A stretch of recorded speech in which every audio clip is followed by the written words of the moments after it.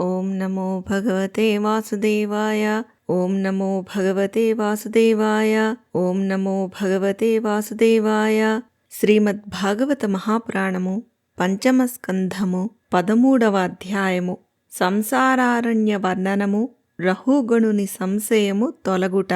బ్రాహ్మణోత్తముడైన భరతుడు పలికెను, రహూగణ మహారాజా, ఈ జీవసమూహము సుఖరూపధనమునందు ఆసక్తమైయుండుట వలన దేశ దేశాంతరములయందు తిరుగుచూ వ్యాపారము చేయుచుండునట్టి వర్తక దళముతో సమానము. దుస్తరమైన మాయాప్రభావమున ఈ దళము అనగా జీవన సమూహము ప్రవృత్తి మార్గములో పడినది కనుక దీని దృష్టి సర్వదా సాత్విక, రాజస, తామస భేదములు గల వివిధ కర్మలయందే యుండును. ఆ కర్మలలో తిరుగుచూ సంసారమనడి అడవికి చేరుకొనును. అచట దీనికి కించిత్తైనను శాంతి లభింపదు. రాజా, ఈ భవాటవిలో 6 అనగా పంచేంద్రియములు, 1 మనస్సు అను దోపిడీ దొంగలు కలరు. ఈ వర్తక సమూహము యొక్క నాయకుడు అనగా బుద్ధి మిగుల దుష్టుడు. అతని నాయకత్వమున ఈ దళము అడవికి చేరినంతనే దోపిడీ దొంగలు అనడి నక్కలు బలవంతముగా తోడేళ్లు, గొర్రెల సమూహములో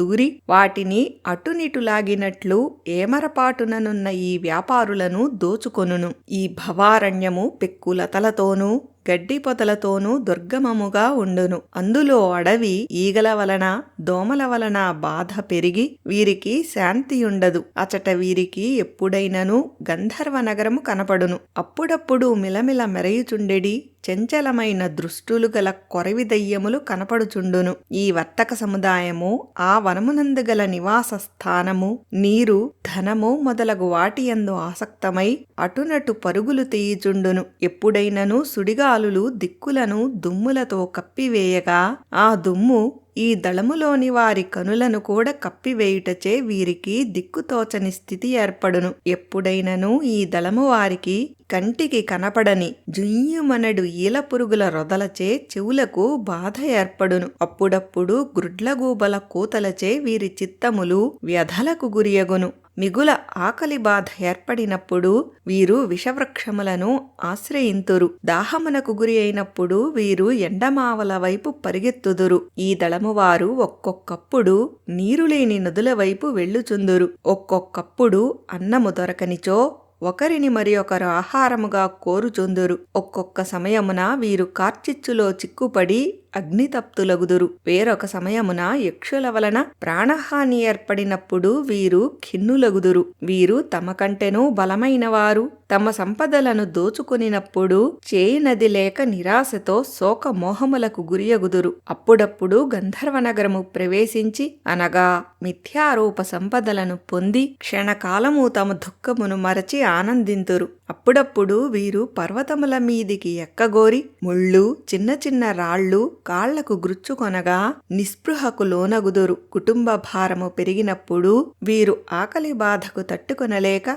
మాటి మాటికి స్వజనులపై కోపపడుచుందురు. అడవిలో ఈ వర్తకుడు తమ గుంపు నుండి దూరమై ఒంటరిగా మిగిలినప్పుడు కొండ చిలువచే కబళింపబడి స్పృహను కోల్పోవును. ఒక్కొక్కప్పుడు సర్పాది విషజంతువులు కాటువేయగా ఆ విషప్రభావమున అంధుడై చీకటి బావిలో పడి నిశ్చేష్టుడగును. అప్పుడప్పుడు ఇతడు తేనె కొరకు ప్రయత్నించుచుండగా తేనెటీగలు కుట్టును. అప్పుడు ఇతడు దేహాభిమానమును కోల్పోవును. దానిని ఇతరులు అతని నుండి లాగుకొందురు. ఒక్కొక్కప్పుడు ఇతడు తీవ్రమైన గాలులకు, తట్టుకోలేని ఎండకు, చలికి, వాన ముసురులకు లోనగుచుండును. వీటి నుండి రక్షించుకొనలేక బాధపడుచుండును. అప్పుడప్పుడు చిన్న వ్యాపారము చేసినను ధన లోభముచే ఇతరులను వంచుట వలన వారితో వైరమును తెచ్చుకొనును. ఒక్కొక్కసారి ఇతడు ఈ సంసార అరణ్యమునందు తన వద్దనున్న ధనమంతయును కోల్పోవును. అప్పుడు శయ్య, ఆసనము,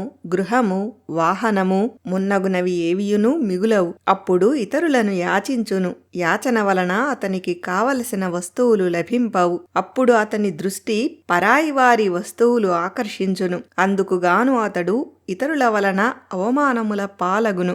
ఈ విధమైన వ్యవహార సంబంధముగా ధనమును ఇచ్చిపుచ్చుకొనుటచే పరస్పర వైరభావము ఏర్పడును. వైరమును శాంతింపచేయుటకై వివాహాది సంబంధములతో వారిని కలుపుకొనుచుందురు. ఈ తీరున వారు పలు కష్టముల పాలగుదురు. అందువలన ధనక్షయాది సంకటములకు లోనై మృతప్రాయులగుదురు. ఈ భవాటవిలో ముందుకు సాగుచున్న ఈ వ్యాపారి దళములో మరణించిన వారిని అచటనే వదిలిపెట్టి కొత్త వారితో పరిచయమును ఏర్పరచుకొని ముందునకు సాగుదురు. ఓయి వీరా, వీరిలో ఏ ఒక్కరునూ ఆ మార్గము నుండి తిరిగి రాలేదు. ఎవ్వరునూ సంకటములతో కూడిన ఈ మార్గమును అతిక్రమించి పరమానందదాయకమైన యోగ మార్గమును అనుసరింపలేరు. మహా దిక్పాలురను జయించిన ధీరులైన వీరపురుషులు కూడా ఈ భూమండలమున ఇది నాది అను దురభిమానమును కలిగియుందురు. వారు పరస్పరము వైరము పూని యుద్ధరంగమున మరణించెదరు. అట్టి వారికి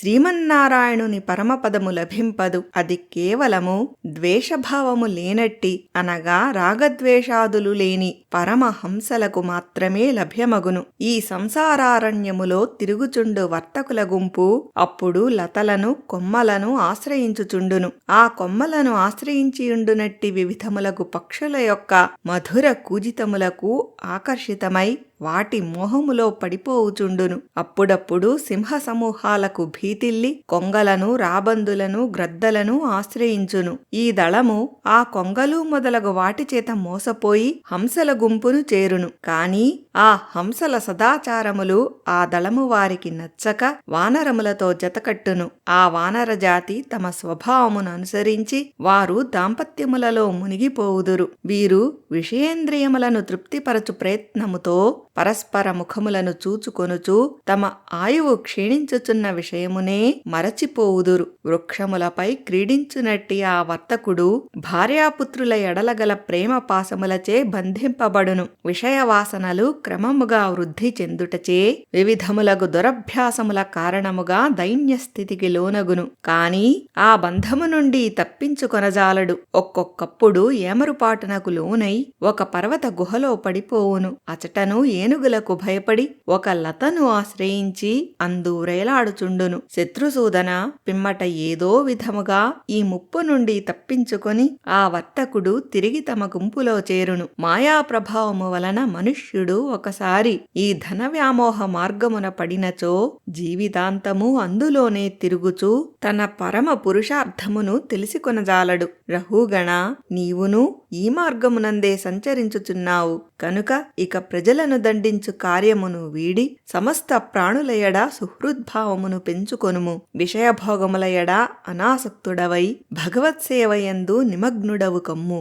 భగవత్సేవతో సానబట్టిన ఆత్మజ్ఞానమనడి ఖడ్గముచే ఈ లౌకిక మార్గమును త్రెంచివేసి తరింపుము. రహుగణ మహారాజు వచించెను. ఔరా, ఈ మానవ జన్మ సర్వశ్రేష్టమైనది కదా. స్వర్గాది ఇతర లోకములయందు ప్రాప్తించు ఉత్కృష్టమైన జన్మల వలన ప్రయోజనమేమి? అచట శ్రీ మహావిష్ణువు యొక్క పవిత్ర లీలలను కీర్తించుచుండునట్టి పరిశుద్ధ అంతఃకరణములు గల మీ వంటి మహాత్ముల సమాగమము తరచుగా జరుగదు కదా. మహాత్మా, నీ పాద పద్మముల ధూళిని సేవించుట వలన మానవుల పాపతాపములు అన్నియును మటుమాయమగును. అట్టి మహానుభావులకు భగవంతుని యెడ అనన్యభక్తి గలుగుటలో ఆశ్చర్యము ఏమున్నది? నాకు మాత్రము ఒక ముహూర్తకాలము మీతో సత్సంగము లభించుట వలన కుతర్కమూలకమైన అజ్ఞానము నశించినది. బ్రహ్మజ్ఞానము కలవారు వయోవృద్ధులైనను, శిశువులైనను, యువకులైనను, బాలకులైనను వారికి నా నమస్కారములు.